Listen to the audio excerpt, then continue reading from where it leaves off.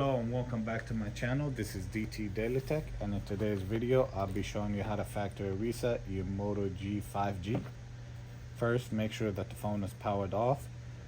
Locate the volume down on the power button. Press and hold both keys.